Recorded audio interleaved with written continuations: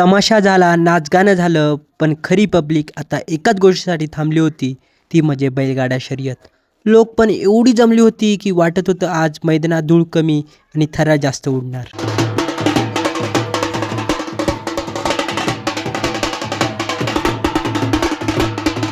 देवाचं दर्शन झालं होतं आणि आता गावातून निघत होती बैलगाडा शर्यतीची मानाची मिरवणूक. गावच्या प्रत्येक रस्त्यावर उत्साह, गर्दी आणि जल्लोष दिसत होता, कारण ही मिरवणूक सरळ घेऊन जाणार होती त्या मैदानाकडे, जिथे रंगणार होता वेग, धूळ आणि थराराचा खेळ.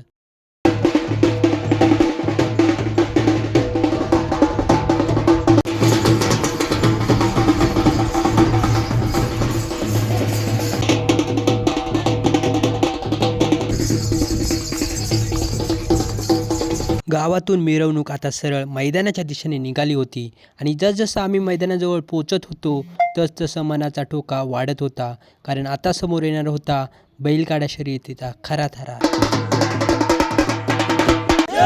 बजरंग बले की हरा हरा. आता आम्ही मैदानात पोचलो होतो आणि वातावरणातला उत्साह तर अक्षरशः हवेत जाणवत होता. घोषणाही देऊन झाल्या होत्या आणि सगळ्यांच्या नजरा आता मैदानावर खिळल्या होत्या. मिरवणुकीतले बैल आता एक एक करून सीनमध्ये येत होते आणि मग ते सगळे बैल मैदानावर छोटासा चक्कर मारत होते. तो क्षण खरंच खूप छान होता. ते सगळं बघून मन एकदम भरून आलं होतं. म्हणूनच मी तो सुंदर क्षण कॅमेऱ्यात कैद करून ठेवला. उद्घाटनाचा नारळ आता फुटला होता आणि लवकरच थरा आपल्याला ग्राउंडवरती दिसणार होता. पब्लिक फायनली आम्ही ग्राउंडवरती पोहोचलो. आता जिथे शर्यत होणार आहे हे ग्राउंड बघू शकता. आमचा भाऊ इथं झेंडा घेऊन उभा आहे, जो विजय फलक दाखवणार आहे. हे बघा झेंडा. आता तुम्ही बघू शकता इथं हे ग्राउंड आहे, तिथं आमच्या इथं सुरू होणार आहे आणि तिथे ती फिनिशिंग लाईन आहे, ती खूप लांब आहे. आता तिथपर्यंत जायला आता वेळ लागेल, बट दाखवणार तुम्हाला ते पण. आता बघू शकता इथं बैल पण आले ती आणि खूप छान आता मोल इथे तयार होतोय. आता इथे नारळ तर फुटला आहे, आता लवकर शर्यती स्टार्ट होतील. चला तर मग डायरेक्टली शर्यत. इथे आता शर्यतीत भाग घेणाऱ्या बैलगाड्यांची नंबर जोडणी सुरू होती. प्रत्येक स्पर्धक बैलगाडी जोडीला त्याचा ओळखीचा शिक्का आणि पताका दिली जात होती आणि हे सगळं पाहून आता एक गोष्ट कळत होती, खरा थरा सुरू व्हायला आता फार वेळ उरला नव्हता आणि पहिली गाडी सुटली.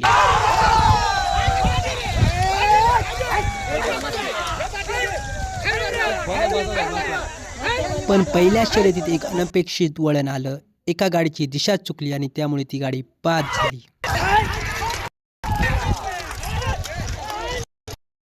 दुसऱ्या शर्यतीत मात्र दोन्ही गाड्यांनी ट्रॅक चांगलाच पकडला आणि जी गाडी चांगला परफॉर्मन्स केला ती मात्र विजयी झाली. विजय होणाऱ्या गाडीचे अभिनंदन झाले, परंतु दुसऱ्या गाडीनेही तशीच टक्कर दिली होती.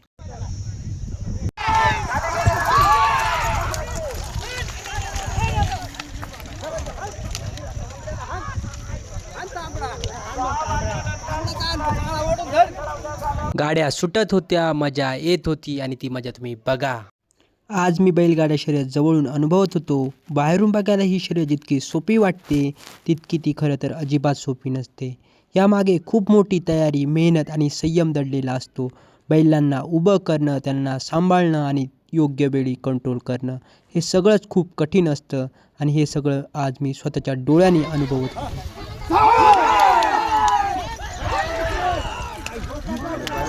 वयाच्या मानाने बारीक पडत पुढची गाडी इकडे भाऊ सरक माग वारे माप पाणी वाटप नका करू.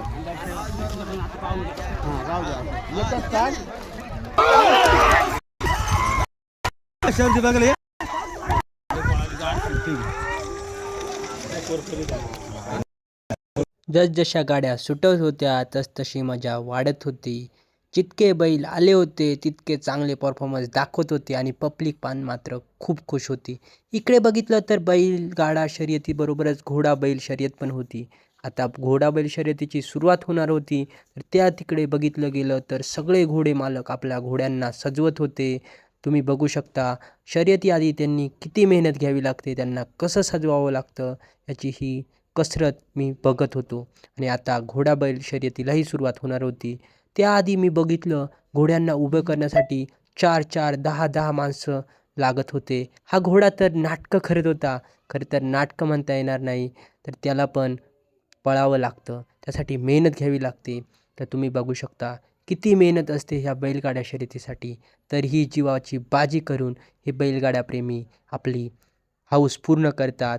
आपल्या जीवावर बेतील असं काम करतात, पण शर्यत मात्र लढतात. म्हणूनच बोलतात बैलगाड्या शर्यतीमध्ये जिगर लागतं आणि ती जिगर या सर्व लोकांमध्ये होतं आणि ते तुम्ही आता अनुभवणार आहेत. तर चला बघूया बैलगाडी शर्यतीचा हा थरारक अनुभव. अरे लेबल पाहिजे का नाही? या गाडीचा लेबल कोण आहे? काळूच ते वाले लेबल न्या. सेंट्रल पॉईंटच्या थोडं दूरवरून मी काही खास सीन कॅप्चर केले होते आणि खरं सांगायचं तर ते शॉर्ट सीन खूपच भारी आले होते. तिथून पूर्ण मैदान, बैलगाड्यांचा वेग, पब्लिकचा उत्साह आणि शर्यतीचा थरार सगळंच एकदम मस्त दिसत होतं. ते सीन बघून मला खूपच भारी वाटलं. आणि काही ठिकाणी तर काही लोक सिंगल घोडा पण पळवत होते. तो पण सीन मी कॅप्चर केला होता. आणि इकडे हा बैल बघितला गेला एका साईडने जळलेला होता, परंतु तरीही तो शर्यतीत धावला होता. ग्राउंडच्या बाजूला खूप मोठी पब्लिक जमली होती आणि तीही तितकाच आनंद घेत होती.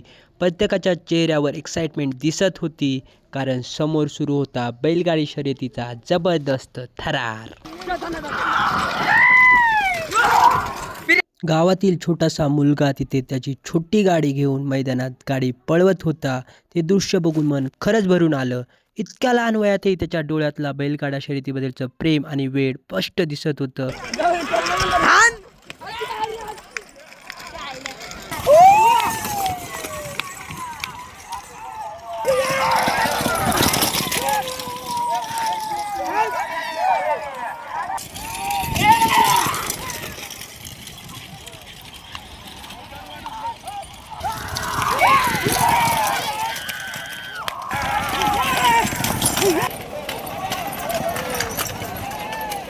अशा प्रकारे बैलगाड्या शर्यती संपत आल्या होत्या आणि आता वेळ झाली होती हा ब्लॉग इथेच संपवायची.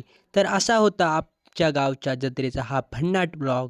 तुम्हाला हा ब्लॉग कसा वाटला ते कमेंटमध्ये नक्की सांगा. ब्लॉग आवडला असेल तर लाईक, शेअर आणि सबस्क्राईब नक्की करा. पुन्हा भेटू अशाच एका नवीन ब्लॉगमध्ये. तोपर्यंत बाय बाय.